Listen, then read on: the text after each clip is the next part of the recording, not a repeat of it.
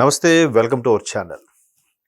Cinema news కోసం ఒక్కసారిగా ఆలోచిస్తే ఈ మధ్య వాళ్ళలో బాగా వైరల్ ఏంటి ఇంట్రెస్టింగ్ టాపిక్ అంటే మహేష్ బాబు గారికి సంబంధించిన అంశం ఉంది. ఇకపోతే మహేష్ బాబు గారు రాజమౌళి గారి కాంబినేషన్ సినిమా అంటే నెక్స్ట్ ఇయర్ వరకు ఆగాల్సిందే. నెక్స్ట్ ఇయర్ మేబీ ఆ నెక్స్ట్ ఇయర్, బట్ ఇప్పుడు ఏంటి నెక్స్ట్ సంక్రాంతి ముందు కానీ క్రిస్మస్ ముందు కానీ వచ్చే హడావిడి ఏంటంటే అందరి నోట వినబడేది తాండవం. ఎస్, అఖండ తాండవం. ఎందుకు అఖండ తాండవం అన్నానంటే బాలయ్య బాబు బోయపాటి కాంబినేషన్ అంటేనే ఒక తాండవం. ఎందుకంటే సక్సెస్లో ఉండే తాండవం అది. ఇప్పటికే బాలయ్య బోయపాటి మూడు సినిమాలు చేశారు, 3 హ్యాట్రిక్ కొట్టారు. 3 దేనికదే ప్రత్యేకం, 3 దేనికదే స్పెషల్గా ఒక డిఫరెంట్ టేకింగ్లు ఉంటాయి. ఫస్ట్ సింహ అనుకుంటా, సింహ తర్వాత లెజెండ్ తర్వాత ఇప్పుడు అఖండ కూడా బ్లాక్ బాస్టర్ అయిపోయింది. ఇప్పుడు అఖండ తాండవం. ఒక విధంగా చెప్పాలంటే అఖండ 1 తాండవం నా దృష్టిలో. ఎందుకంటే కరోనా టైంలో కరోనాకి ప్రజలందరూ ఇంటి పట్టున ఉన్న వారిని, ప్రేక్షకుల్ని ఒక్కసారిగా మరలా థియేటర్స్కి రప్పించిన ఘనత అఖండ సినిమాకి దక్కుతుందని చెప్పాలి. బాలయ్య బాబు ఒకసారి ఆయన ఒక రకమైన దీంట్లో ట్రాన్స్ఫర్కి తీసుకెళ్ళిపోయారు ఆయన. సో ఒక్కసారిగా మరలా ప్రేక్షకులందరూ థియేటర్స్కి వచ్చి చూడడం స్టార్ట్ చేశారు. మెల్లమెల్లగా కరోనాని లైట్ తీసుకోవడం స్టార్ట్ చేశారు. సో అది ఎంత భయంకరంగా హిట్ అయిందో. And more over first time రియల్గా బాక్సులు బద్దలైపోయాయి అమెరికాలో. ఇప్పుడు అఖండ తాండవం, అఖండ 2 ఇది క్యాప్షన్ తాండవం. అంటే పరమశివుడు నృత్యం చేస్తే అది తాండవం, మిగతా ఎవరు నృత్యం చేసినా మామూలు నృత్యం, కానీ పరమశివుడు నృత్యం చేస్తే అది తాండవం. ఎందుకంటే లోక కళ్యాణం కోసం చేస్తాడనేది.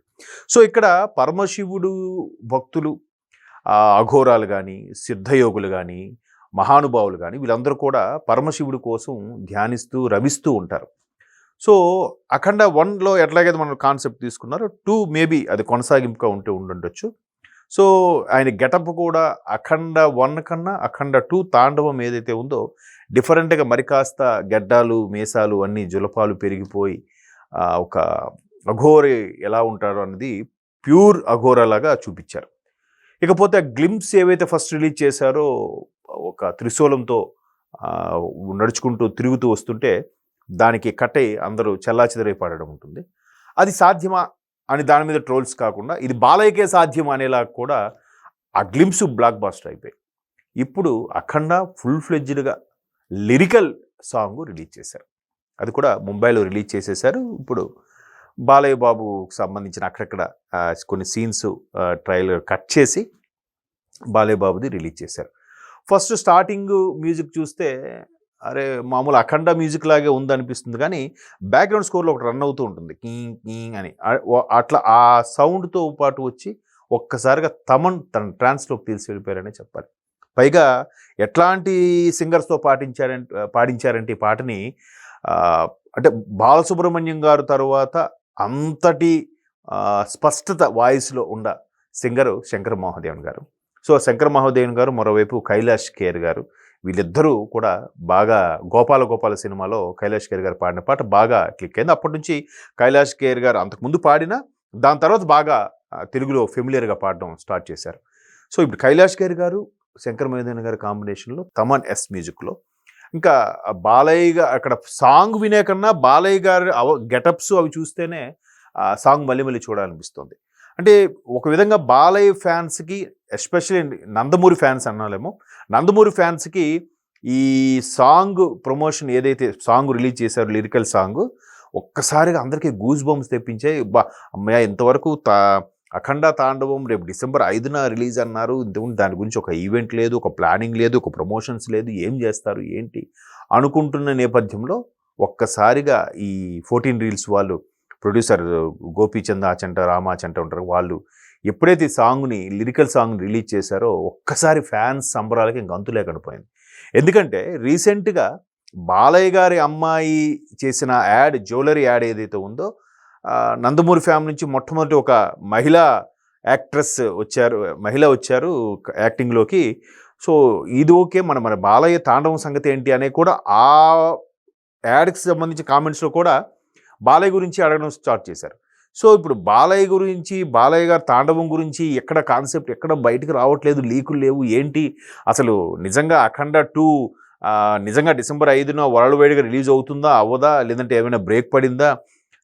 లేదంటే రాజకీయ పరంగా ఆయన కొద్దిగా బిజీ, అటు ఎమ్మెల్యే, ఇటువైపు బసవతారకం క్యాన్సర్ హాస్పిటల్‌కి సంబంధించి చైర్మను, మరోవైపు సినిమాల్లో బిజీగా ఉన్నారు. ఇంకోవైపు ఓటీటీ ప్లాట్‌ఫామ్ మీద వచ్చిన ప్రోగ్రామ్స్‌లో కూడా బిజీగా ఉంటున్నారు. కొన్ని రకాల యాడ్స్ చేస్తున్నారు. వాల్యూ లాంటి షోరూమ్స్‌కి యాడ్స్ కూడా చేస్తున్నారు. జ్యువెలరీ యాడ్స్ చేస్తున్నారు. ఇంత బిజీగా ఉండడం వల్ల సినిమా పోస్ట్‌పోన్ అయిందా? లేదంటే పోస్ట్ ప్రొడక్షన్ వర్క్స్ ఏమైనా తేడాగా ఉన్నాయా? ఇలాగ రకరకాల డౌట్స్‌లో ఒక్కసారికి సాంగ్ రిలీజ్ అయ్యంతో ఫ్యాన్స్ కనుక పండగే పండగ. ఎందుకంటే బాలయ్య బాబు సినిమా కంపల్సరీగా సంక్రాంతికి ఉండాలి రిలీజ్. లేదా సంక్రాంతి బిఫోర్‌గానే ఉండాలి. సంక్రాంతి దగ్గరలోనే ఉండాలి. సో ఆ గ్లింప్స్, ఆ ఫోబియా ఏదైతే ఉందో అది క్యారీ ఫార్వర్డ్ అవుతూ వస్తుంటుంది. అది మేబీ బాలయ్య గారికే సాధ్యం. ఎందుకంటే బోయపాటి గారికి చాలా సందర్భాల్లో అడిగిన ఇంటర్వ్యూల్లో కూడా బాలయ్య గారితో మీరు ఏ సినిమా చేసినా హిట్ టాకే వస్తుంది.